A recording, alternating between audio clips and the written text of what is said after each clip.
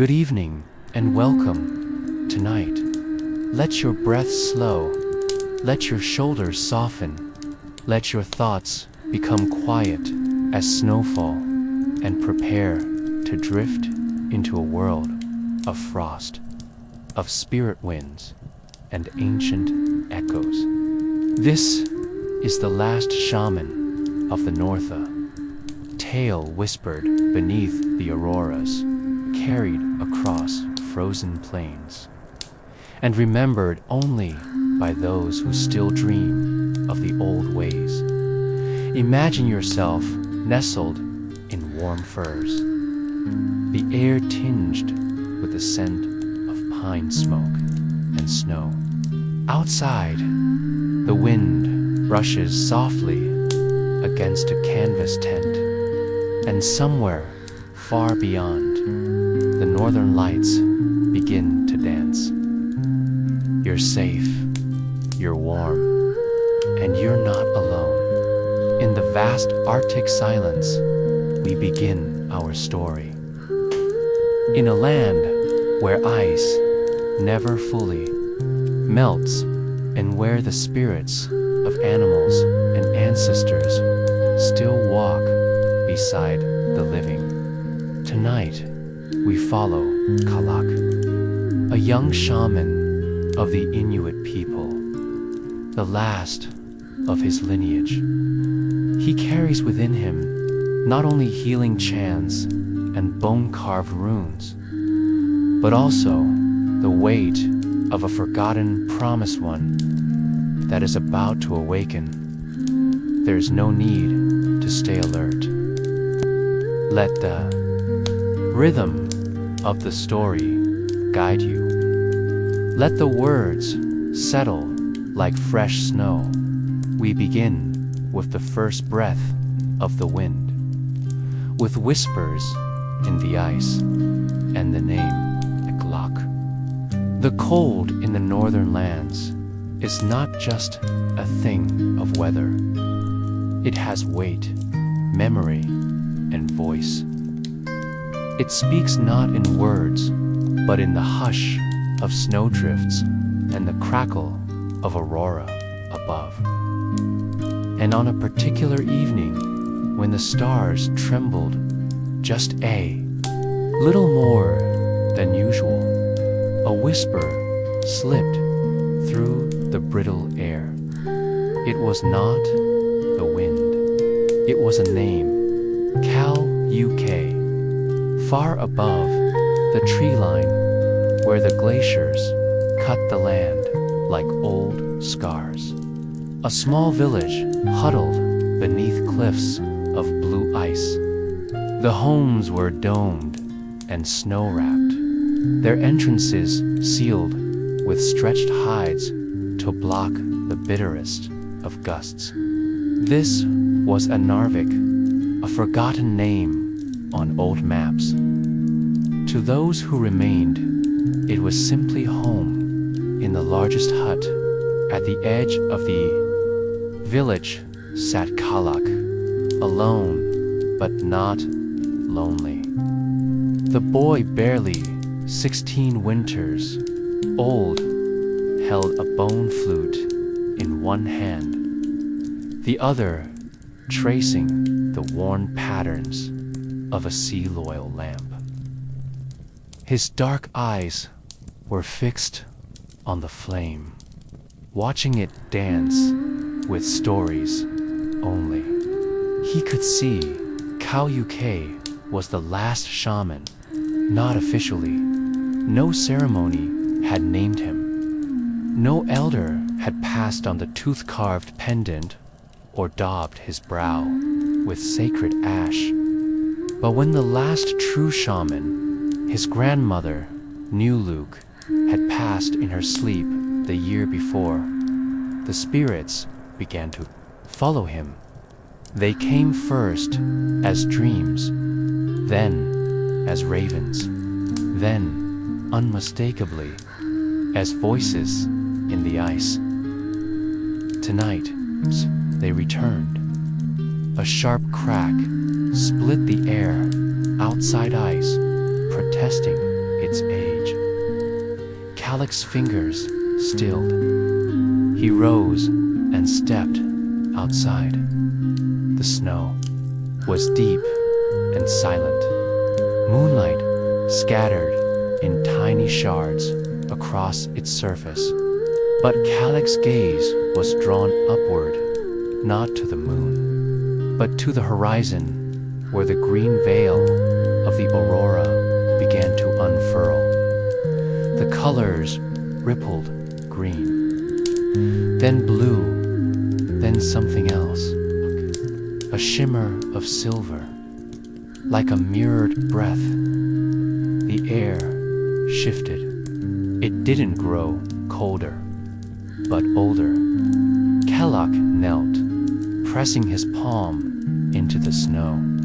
Beneath the surface, he felt it, a pulse, as if the earth had a heartbeat.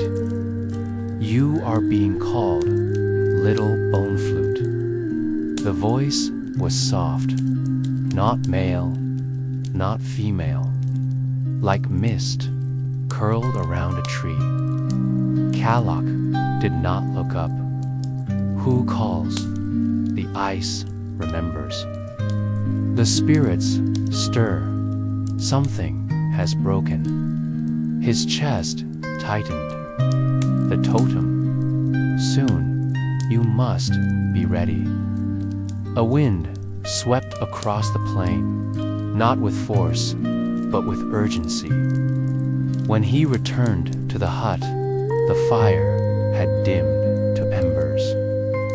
He took a pouch from beneath a fur mat inside, small tokens, a carved ivory fox, a feather of snowy owl, a shard of ice that never melted.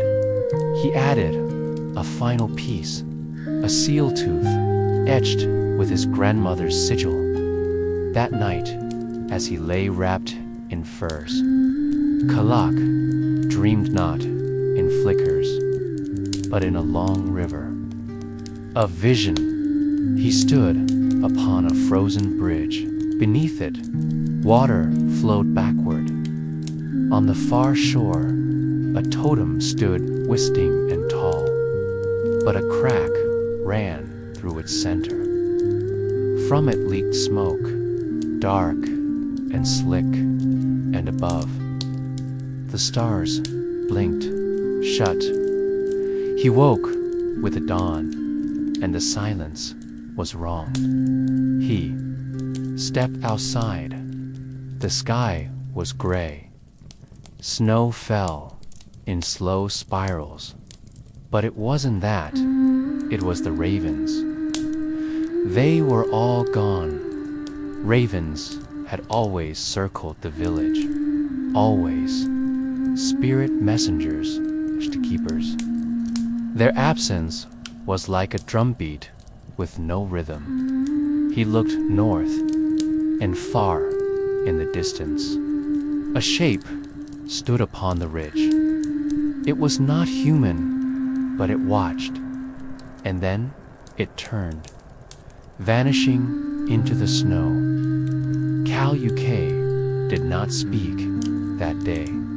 He gathered supplies, dried fish, bone charms, an old polar bear cloak, his grandmother's staff. The villagers did not question him. They watched in silence. They knew by twilight. He walked alone into the white, but the spirits walked beside him, whispering, reminding, calling, toward something broken, toward what waited in the storm, toward the totem. Segment 2.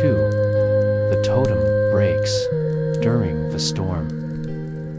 Wind howled without form, rising not from the sea nor sky, but from somewhere much older. Kaluk moved like a shadow across the white wastes, his feet sinking softly into drifts that buried ancient trails. There was no path to follow, only the tug of his bones and the memory of his grandmother's voice. For 3 days and 2 nights, he traveled, sleeping beneath cliffs where snow collected like feathers, eating only when the air stilled enough to chew. On the 4th day, the sky changed. It began as a dim glow on the horizon, pale orange. No, this light flickered like breath on glass. Kaluk knelt beside a frozen stream. Its surface was glassy and dark, reflecting not the sky above, but a deeper blue, as if the ice itself mourned. The totem is near, a whisper, not outside, but behind his eyes, but it is wounded. Kaluk pressed his palm to the ice. Beneath, he felt not water, but movement, a ripple, a turning. The storm struck that night, not snow, but shards of it, not a wind, but a scream. It came with no warning and no rhythm. Trees bent like reeds, ice snapped from cliffs like broken antlers. Kaluk wrapped himself in the polar bear cloak, bracing against a rock outcrop. Through slitted eyes, he glimpsed it. There, in the storm's heart, black shape, tall, twisting, and broken. The totem, he had found it. Or it had found him. The wind howled without form, rising not from the sea nor sky, but from somewhere much older. Kaluk moved like a shadow across the white wastes, his feet sinking softly into drifts that buried ancient trails. There was no path to follow, only the tug of his bones and the memory of his grandmother's voice. For 3 days and 2 nights, he traveled, sleeping beneath cliffs where snow collected like feathers, eating only when the air stilled enough to chew. On the 4th day, the sky changed. It began as a dim glow on the horizon, pale orange, not the light of sunrise. No, this light flickered like breath on glass. Kaluk knelt beside a frozen stream. Its surface was glassy and dark, reflecting not the sky above, but a deeper blue, as if the ice itself mourned. The totem is near, a whisper, not outside, but behind his eyes, but it is wounded. Kaluk pressed his palm to the ice. Beneath, he felt not water, but movement, a ripple, a turning. The storm struck that night, not snow, but shards of it, not wind, but a scream. It came with no warning and no rhythm. Trees bent like reeds, ice snapped from cliffs like broken antlers. Kaluk wrapped himself in the polar bear cloak, bracing against a rock outcrop. Through slitted eyes, he glimpsed it. There, in the storm's heart, a black shape, tall, twisting, and broken. The totem, he had found it. Or it had found him. It was carved from ancient bone and driftwood, bound with sinew, etched with forgotten prayers. But now it leaned, cracked through its center. From the rupture poured a vapor, neither smoke nor mist, but memory gone sour. Cal, UK, approached, step by slow step. The wind hissed, "Leave it." But he did. He reached the base, placing both hands on the totem dot. It pulsed. Images struck him like thunderclaps. The village burning, faces vanishing, a fox running over water, a shadow larger than mountains, wearing antlers of flame. He fell back, then the ground shook. A fissure split beneath the totem, and from it came a sound low, hollow, and not of this world. It was pain and rage. Cal UK cried out, not in fear, but in recognition. The spirits had warned him, but the totem had already broken. He watched, helpless, as the topmost sigil, his grandmother's carving, fell and shattered in the snow. At that moment, the storm ceased. The sky went utterly still. Then the lights returned, not green, but red. They danced like flames, and Kala knew something ancient had awakened, something that could not be silenced with prayer alone. He gathered the broken piece, wrapped it in fur, and began to walk again toward the fox, toward the trial, toward the balance that must be restored. The snow had fallen without pause for 3 days and 3 nights.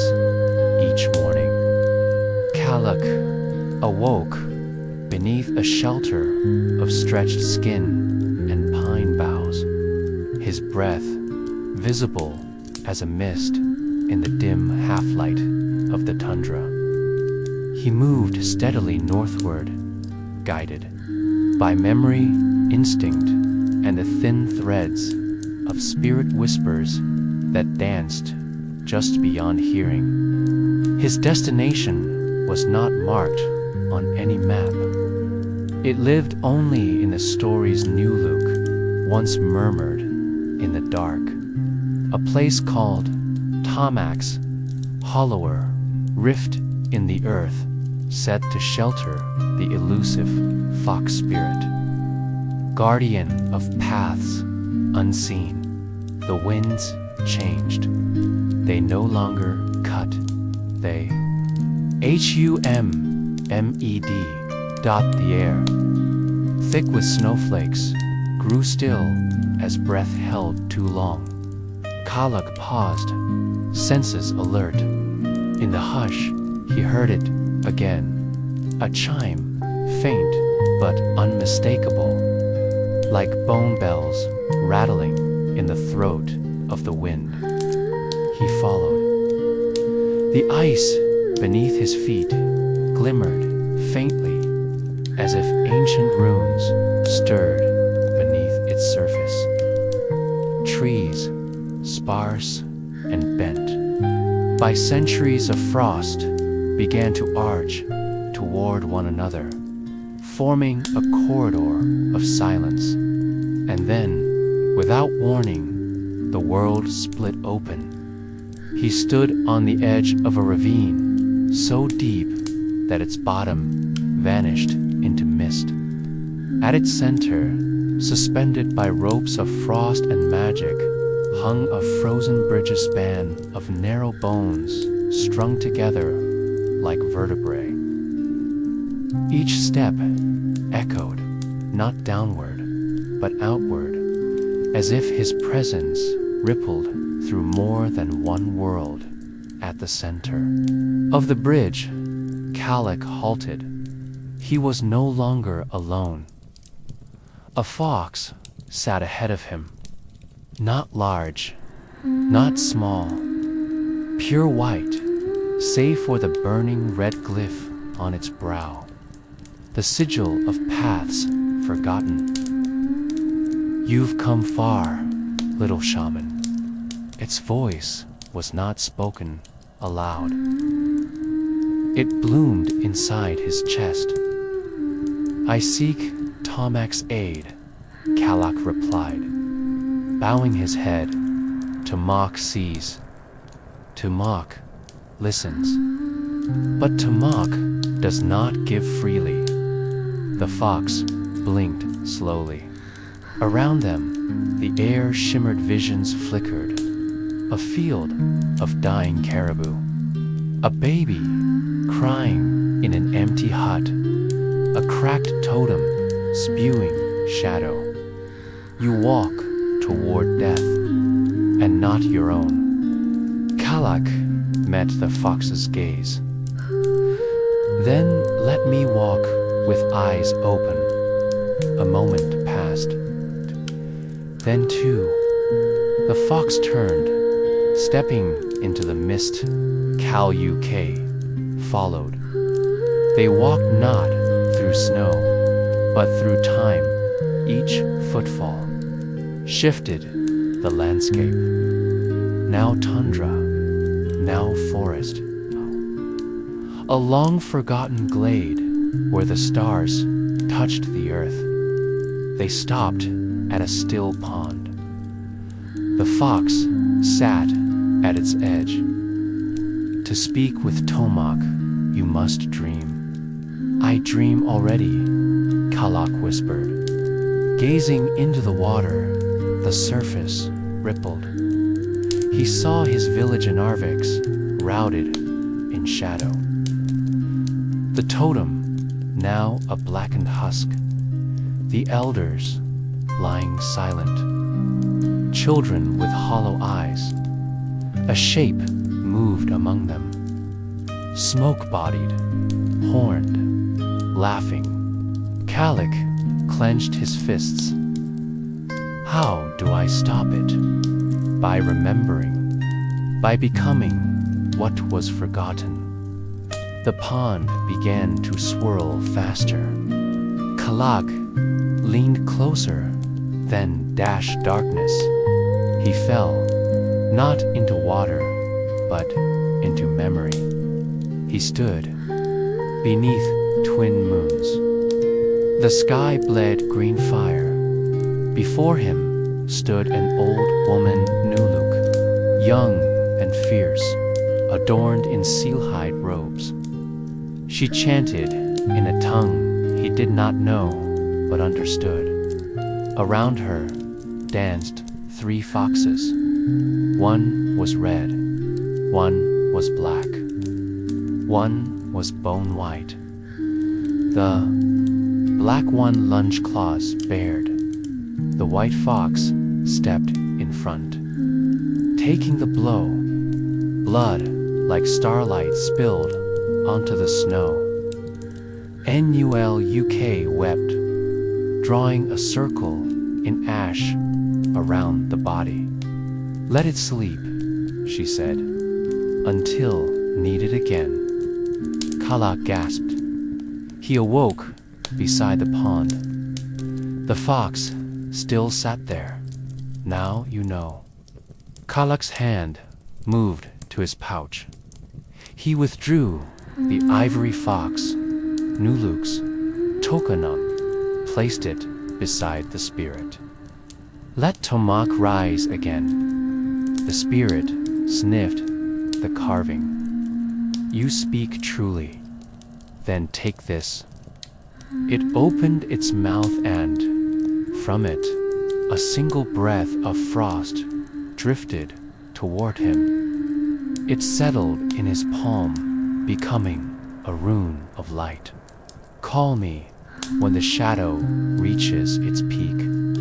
I will come. Kaluk bowed. The bridge reformed behind him. When he turned back, the fox was gone, but the mist sang, and within it he heard, "You are not alone." The world had changed shape beneath Kaluk's feet. As he left the whispering glade behind, the trees thinned, the frost grew heavier, and the winds no longer merely sighed, they spoke. Their language was old and mournful. The sky above him pulsed with ribbons of green and violet, folding and unfurling in slow, silent spirals. Beneath that vault of color, the mountain of wind loomed, a jagged monolith rising from the white earth like the fang of a sleeping giant dot. No paths led to it, no. Footprints marked its base, and yet Kaluk knew where to go. The fox spirit's vision still echoed in his blood, as if the very snow hummed with the memory of what must be done. He approached the foot of the mountain with measured steps, placing offerings into the snow as he climbed.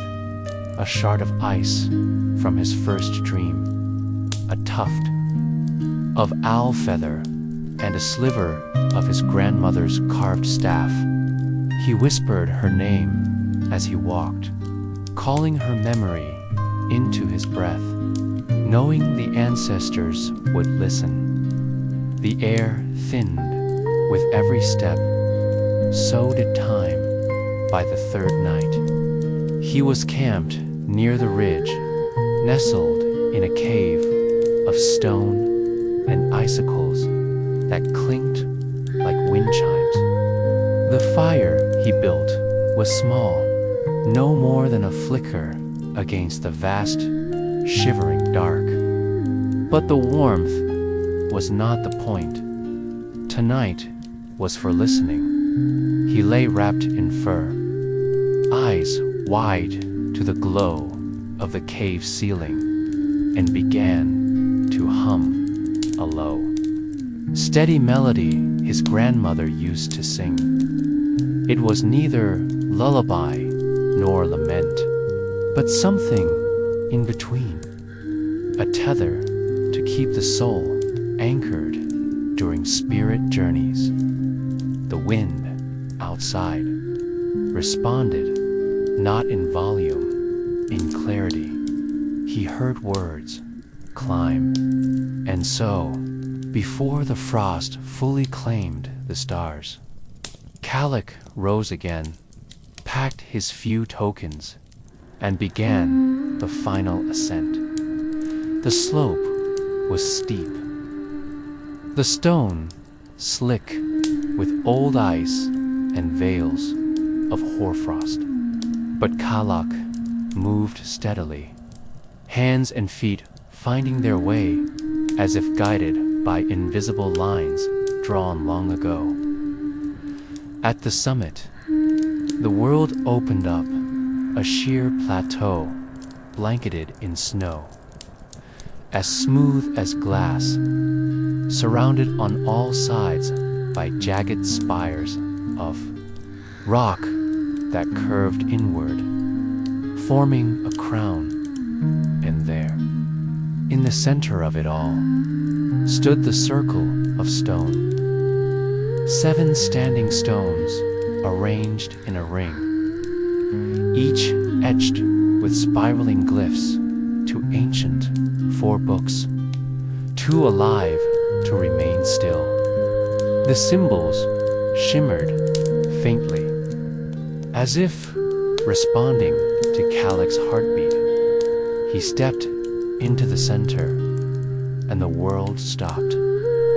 Not the wind that grew stronger, but time. time itself. The snow froze midair.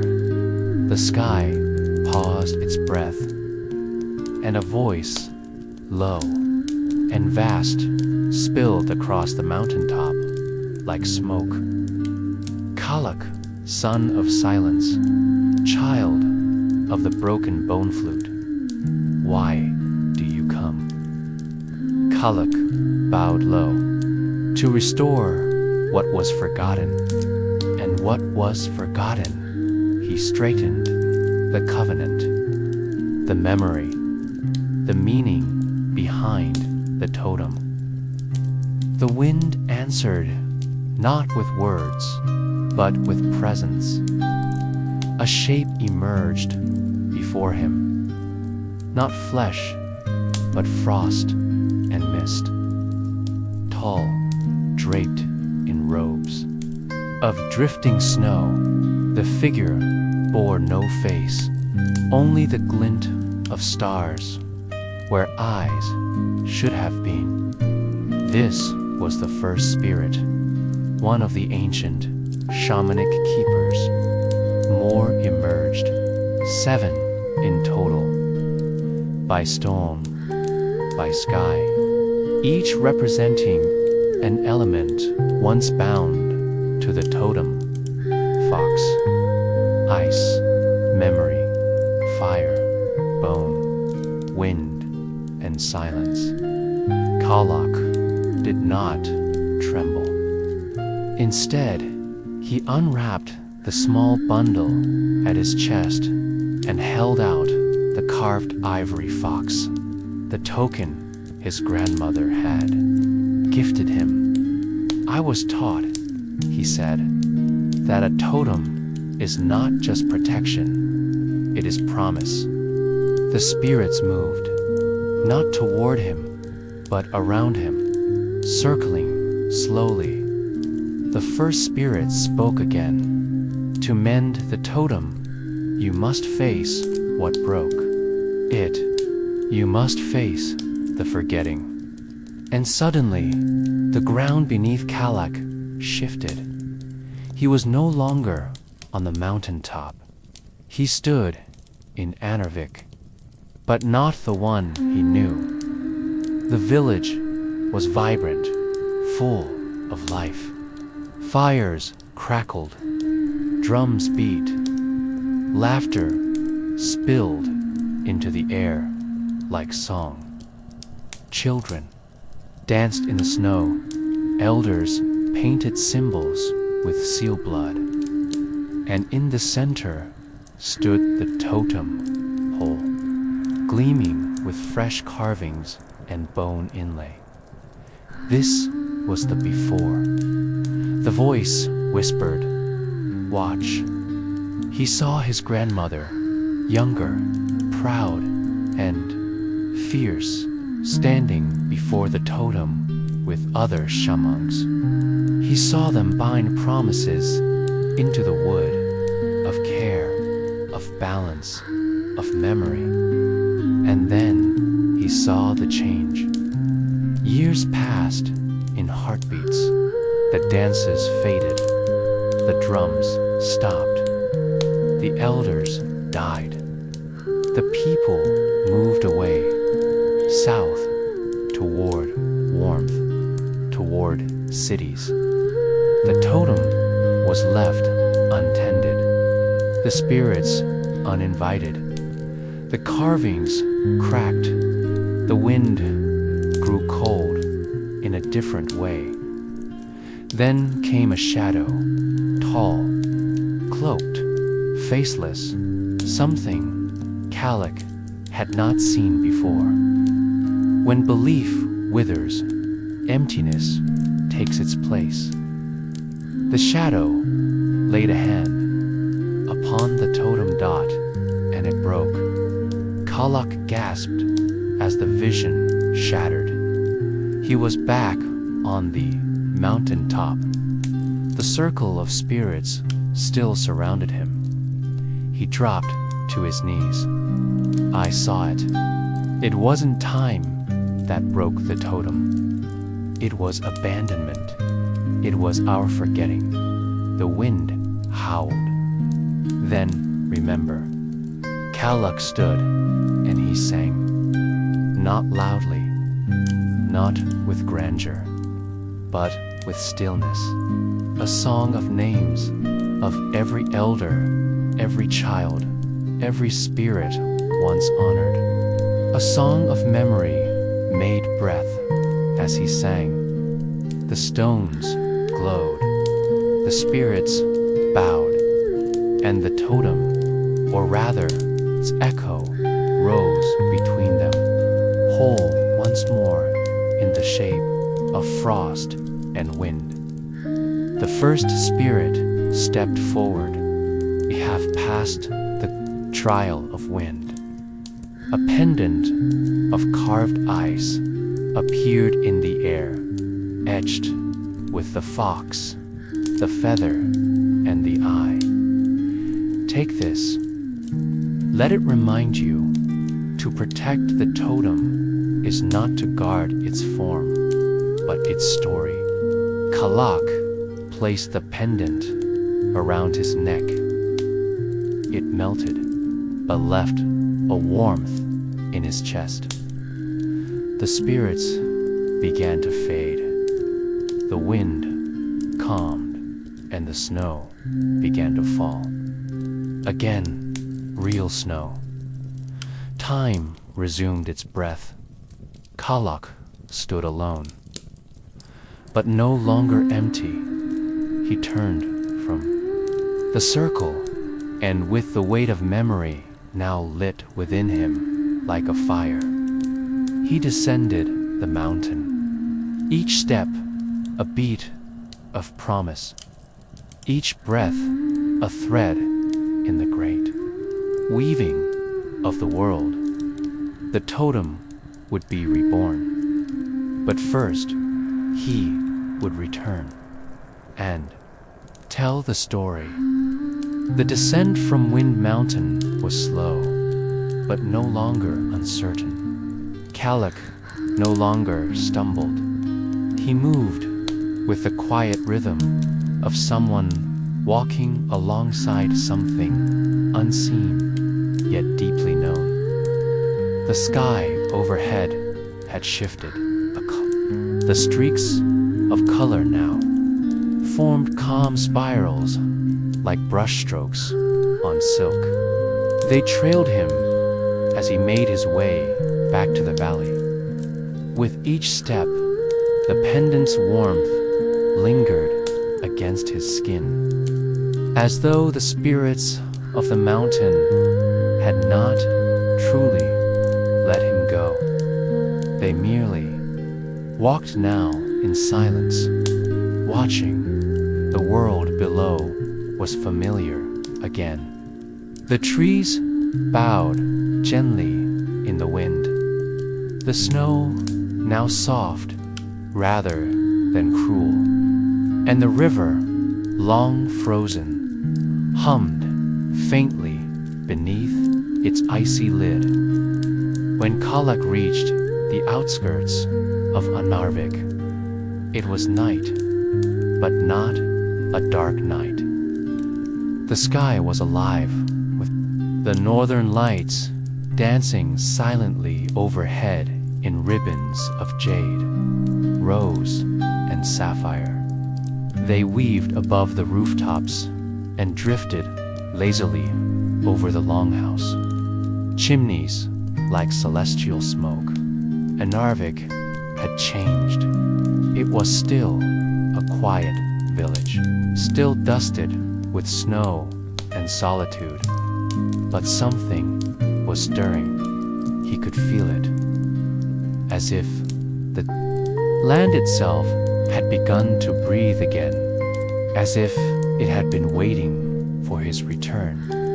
Kaluk went first to the heart of the village, the totem's broken foundation still surrounded by snowdrifts and abandoned tools. The carved stump of the old post stood jagged and forgotten. Its paint was long faded. Its edges were weather-worn, and dull. But he did not flinch. He unpacked the pouch tied to his side. Inside were the 7 gifts he had gathered across his journey. The ivory fox, a stone from the well of memory, a feather from the spirit of wind, a single strand of his grandmother's hair, and more. Each one glowed faintly, now not with light, but with purpose, and he began. He cleared the space in a wide circle, brushing away the snow until bare earth revealed itself, dark and cold and waiting. From that center, he planted the new base, not carved from timber alone, but woven from memory. A frame of driftwood, inlaid with bone and ash, wrapped in braided sinew, taken from the fox spirit's trail. Each motion he made was accompanied by a whisper. He did not speak in full sentences, only fragments, for the wind that never leaves, for the fire that sleeps, for those who walked before me. With every word, the totem grew, not tall, not yet, but present, alive, soon. Villagers began to gather at a distance. Elders leaned on their walking sticks. Children peeked from behind their mothers' coats. They said nothing at first, only watched as Kaluk moved from one carving to another, shaping the old symbols back into the wood. The fox was first curled and clever, its tail wrapped protectively around a circle of stars. Then the seal, eyes closed as if dreaming beneath the ice. Then the raven wings stretched wide. Feathers spiraled like smoke trails, each figure etched by hand, each line a hymn by the third night. The totem stood chest-high. The fourth, it towered above him once more, and still he carved. But this was not enough. The totem could not return without its voice, and so, on the 7th evening, beneath the fiercest glow of the northern lights, Kaluk lit a fire made of silence. No sparks, no crackling, only glowing embers of white pine, driftwood, and roots soaked in the memory of the land. He sat before the fire, the totem rising at his back, and opened the bone flute he had carried with him since boyhood. The one once shattered, now whole. He placed it to his lips and waited. The first sound that came was not music, but breath. A deep inhale, a long exhale. Then, the note. It was not beautiful in the way songs are usually beautiful. It was raw, hollow, like the wind, caught inside a shell, and it echoed. It echoed through the firelight, through the totem, through the trees, and then others joined him, one by one.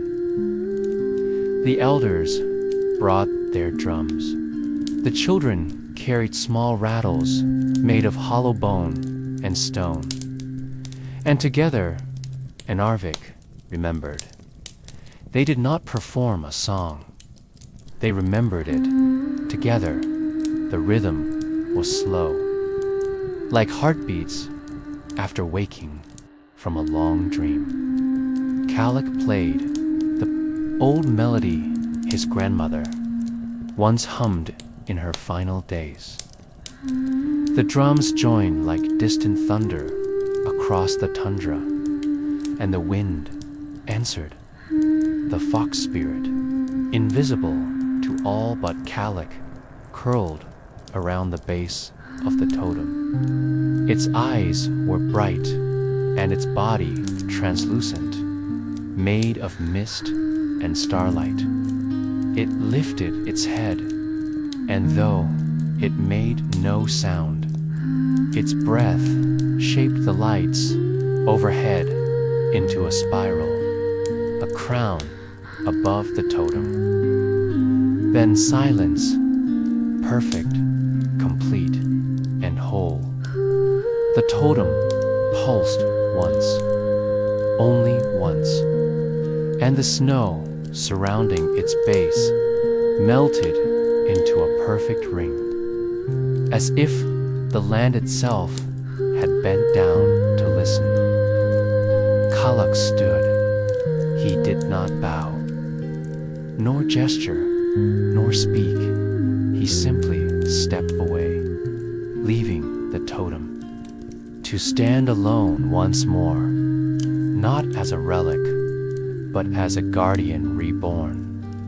The villagers approached slowly, reverently. Some placed pebbles at the base, some tied ribbons of fur or scraps of bone. One woman brought a small clay bowl filled with rendered seal fat, a gift of light for the old spirit as the night wore on. Stories returned. Children sat in circles by the fire and asked to hear tales of the raven's secret cave. Old men spoke of the storm that once shattered the mountain, and the woman who turned to ice to stop it. Kaluk listened. He smiled.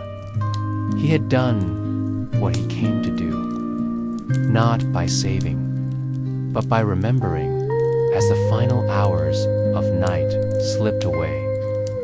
Kaluk returned to his grandmother's hut. It still stood, slightly tilted, coated in frost. He lit a small lamp inside and unpacked his final item, a smooth stone, etched with the symbol of wind. He placed it above the hearth. The fire crackled once, then calmed. He lay down on the sleeping mat once used by her, still faintly smelling of moss and pine, and for the first time in what felt like many lives, he slept, not to dream, but to rest. The sky above Enervik shifted again. The auroras calmed, folding into softer greens and blues. The stars pulsed gently like lullabies, no longer sung, but remembered, and at the center of the village, the totem stood, not a monument, a mirror of everything they had once been, and everything they would be again. The wind was no longer sharp. It no longer sliced across the tundra as it once had, no longer howled with hunger or grief. It moved instead like an old story, low and soft, curling into corners, whispering beneath doorways, nudging blankets, and breath. In the heart of Anarvik, the new totem stood. Days had passed since its restoration, or perhaps weeks.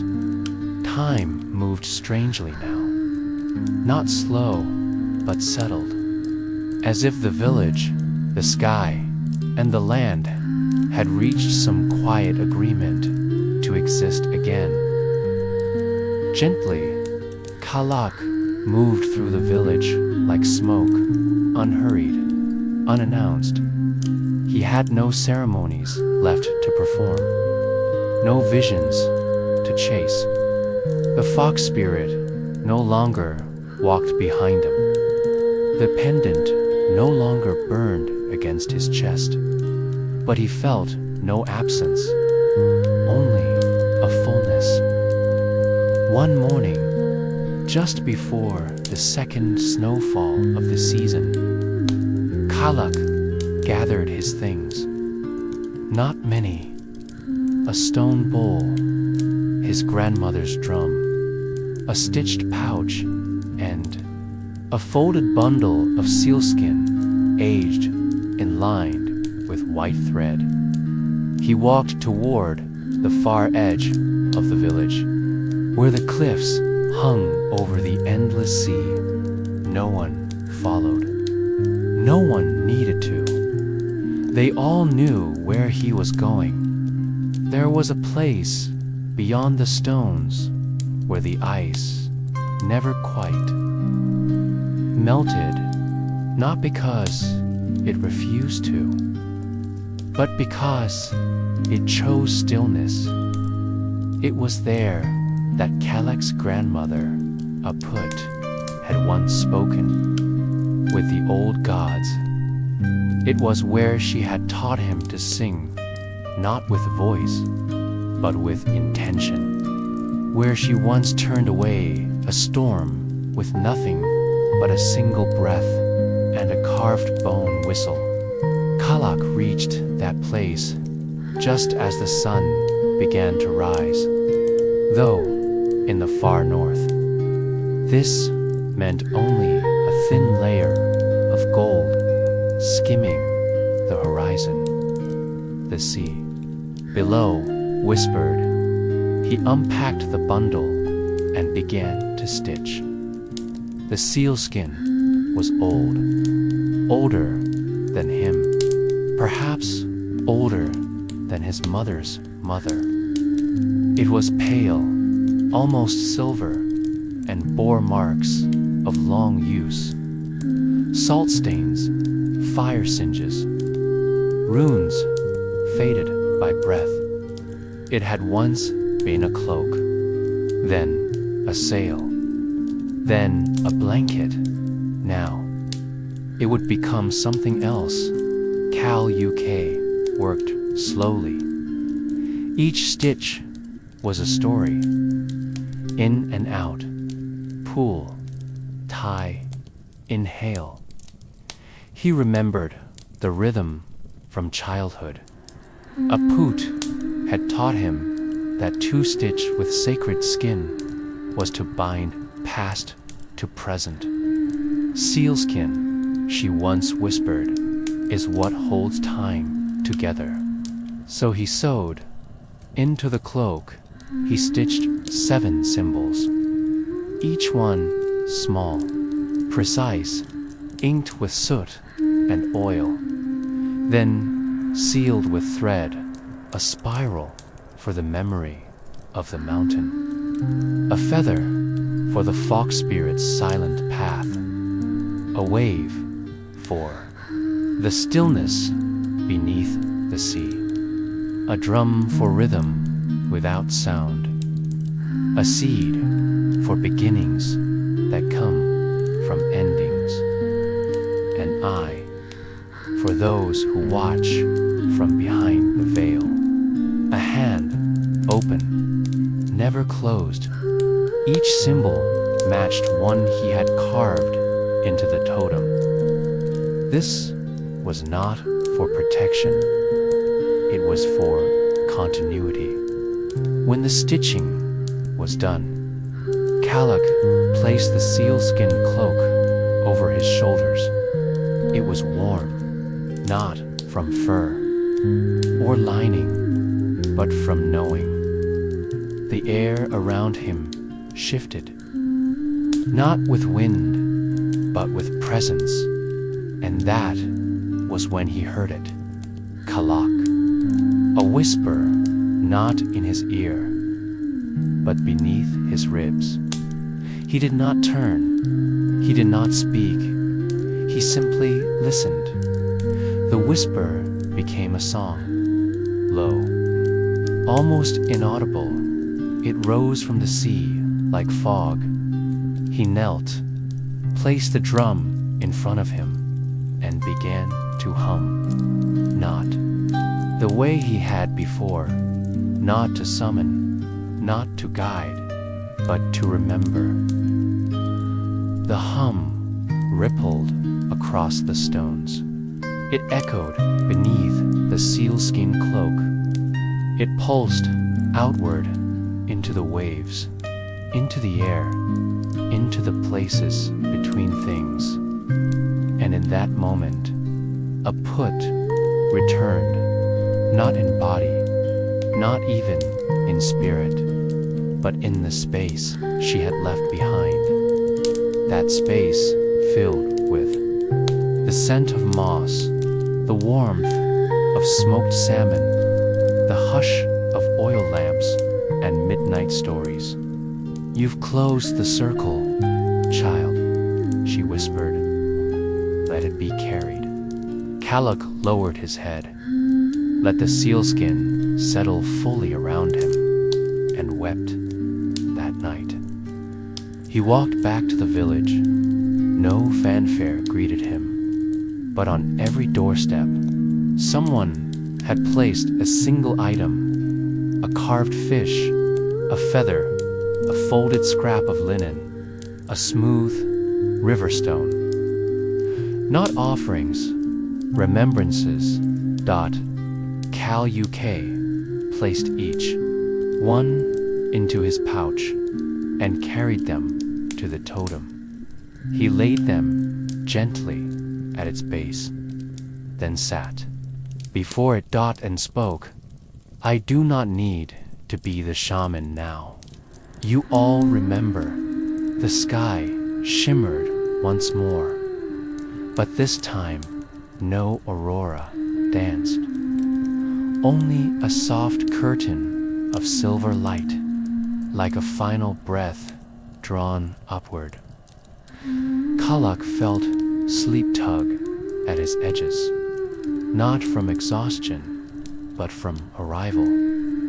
He returned to the hut one last time, lit the lamp, folded the sealskin cloak at the foot of the mat, and slept. In the morning, the wind arrived, carrying no storm, only calm, and on the totem, a new carving had appeared. A circle, drawn in thread, closed, complete, alive. The village of Anarvik did not mark the moment balance returned, not with drums or chants, not with ceremony or speech. It came like snow drifting in at twilight, soft, unseen, and certain. The totem stood tall now, unshaken, its surface, once cracked and wind-battered, bore new carvings, each etched not by Kaluk's hand, but by time, by wind, and by the collective memory of the people.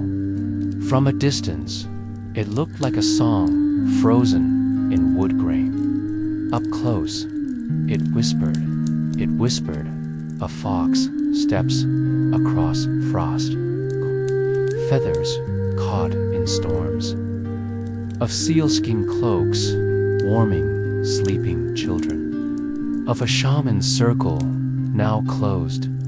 And Anarvik listened, not out of fear or ritual or hope, but out of rhythm. The villagers had resumed their quiet lives, but something subtle lingered. Each task, each footstep, each breath seemed threaded with a slow reverence. They no longer needed Kaluk to interpret the world. They now carried it in their bones. Kaluk, meanwhile, walked the ice flats each morning, not in search of spirits, but to greet the wind, to walk alongside memory without asking it for anything. He carried no drum, no charms, just a walking stick carved with spirals and time-worn paths. And the wind no longer tested him. It walked with him. There were whispers, now and then, from the children that he no longer cast a shadow, or that he could speak to ptarmigans and know the shape of snow before it fell. Kaluk never answered such things. He only smiled, as if to say, "That's not the point." One night, the fox spirit returned, not in a vision, but on the edge of the village, just past the drift line. Its fur shimmered, not with light, but with memory. It looked at Kaluk, now older, slower, and blinked. And Kaluk, as always, bowed his head, not in servitude, but in kinship. He extended his hand. The fox pressed its forehead against it. Then it turned and vanished into the dusk, leaving no paw prints, not because it hadn't walked there, but because the land had accepted it fully. That winter, the auroras came often. They did not twist in violent greens or scream with solar fire. They came like breath, a slow ripple of lavender, soft blue and pale gold. Sometimes they danced, sometimes they simply hovered, but always, always, they carried the feeling of being watched by something old and kind. The children would point, the elders would nod, and Kaluk, wrapped in his sealskin cloak, would simply close his eyes and listen. The sky no longer sang with chaos. It hummed, and in that hum was everything: the fox, the wind, the stone, the seal, the breath, the drum. The circle had closed, but it had not ended. 4 circles, Kaluk had come to understand, are not boundaries. They are promises, and the land ancient, silent, sacred, had remembered, not just him, but itself, and now, so did they all.